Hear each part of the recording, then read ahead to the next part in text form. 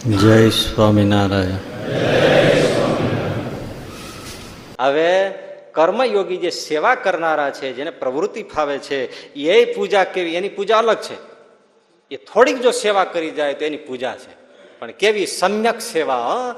દાદા ખાચરને પરણાવવા માટે મહારાજ, હું એકદમ ફાસ્ટ ગાડી ઉપાડ લઉં, પરણાવવા માટે મહારાજ ભટવદર જતા હતા, વચ્ચે ગાધડકા આવ્યું, પછી ગોરડકા ગામ આવે. એ ગોરડકામાં મહારાજ ઉભા રહ્યા અને કીધું, ભાઈ એ ઉગા ચાંદુનું ઘર ક્યાં છે ભાઈ, એટલે બતાવો ને ઉગા ચાંદુનું ઘર.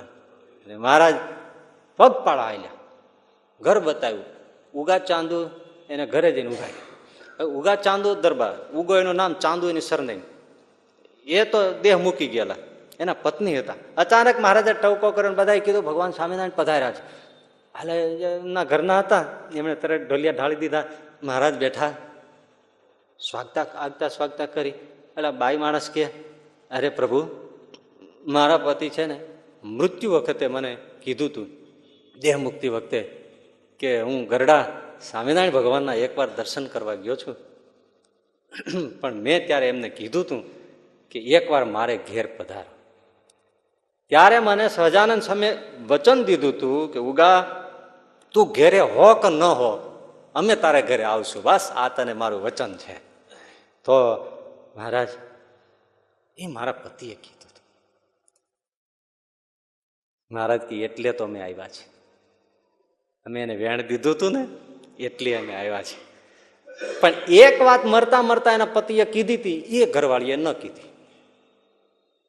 જાણી જોઈને કે એના પતિએ કીધેલું ઉગા ચાંદુ એ, જો આ 100 રૂપિયા અને આ વેઢ જાડી વીટી આ તું મૂકી રાખ, મને વચન દીધું છે, જો એ ભગવાન હશે તો આપણે ઘેર આવશે, અને ભગવાન હોય તો અંતર્યામી હોય, એ સામેથી 100 રૂપિયાની વેઢ માગી લે તો એને તું આપી દેજે, અને મારા જય નારાયણ કહેજે.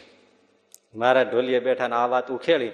એટલે મહારાજ પછી એલા ડોશીમાં અટક્યા, એટલે કીધું, એ બધી વાત સાચી, પણ અમારા 100 રૂપિયાની વેઢ લાવો.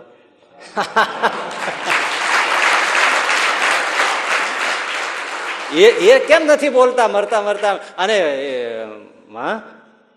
અંત સમયે તમને જે સ્વામિનારાયણ કીધા, અમારું સ્મરણ કર્યું હતું, અમારા માટે આપ્યું હતું, અમારું દર્શનનું યાદ કર્યું હતું, હું જ એને તેડવા આવ્યો હતો, હું જ એની મારી પાસે લઈ ગયો, અને આજ મારું વેણ પૂરું કરવા આવ્યો. 100 રૂપિયા અને આ ભેટ. આ વાત તો મારે કેવી પડે એટલે કીધી છે. શા માટે ખબર પડે એને પાછળની બીજી આ મહિમાની વાત ચાલે છે. અને માજી પગમાં પડી ગયા, આપ ભગવાન છો, મારા પતિએ જે કીધું એ બધું સાચું છે, અને તમે કરુણાળુ છો, પરાત્પર નારાયણ છો. ડોશી ભાવમાં આવી ગયા. આ પ્રસંગ ચાલે છે ત્યારે કરશન કુંભાર એને ખેતીવાડી માટે મજૂર રાખેલો. એ ફળિયામાં બેઠો બેઠો એનો કોષ પાણી કાઢવાના પેલા જમાનામાં આવતા ને, એને તેલ ચોપડતો હતો. એ સાંભળે, આ જોઈએ રાખે, મારું આ ભગવાન સામે પ્રસંગ બધા બન્યા. એને એટલો બધો ભાવ થઈ ગયો, હું આના માટે શું કરું? જો કર્મયોગીઓને માટે શું પૂજા છે, એને હું બીજું શું કરું, કાંઈક કરી લેવું જોઈએ, બસ એને ભાવ ઉભરાઈ ગયો. મહારાજે મોજડી ઉતારીને ઢોલીએ બેઠા ને, ઓસરીની કોરે મોજડી પડી હતી, તેલ તો ચોપડતો હતો. આવી મોજડીને પોતાના કપડાથી સાફ કરી ફાળિયાથી, અને સરસ મજાનું તેલ મોજડીને ચોપડી દીધું, બસ. અને સરખી મૂકી, મોજી માથે અડાડી, પગે લાગી, પોતાના કામે વળી ગઈ. વર્ષો વયા ગયા, અને કરશન કુંભારનો અંતકાળ આવ્યો ત્યારે મોજડી ચોપડાને પુણ્ય એને ભગવાન સ્વામિનારાયણ તેડવા આવ્યા. બોલો, એક વાર આંસુ સાથે ભાવથી આ એની કર્મયોગીઓની સેવા પ્રવૃત્તિની આ સેવા, આવા ભાવથી જો સેવા થઈ જાય તો સેવા પહોંચી જાય, અડી ના શકે એને કોઈ બીજો ના.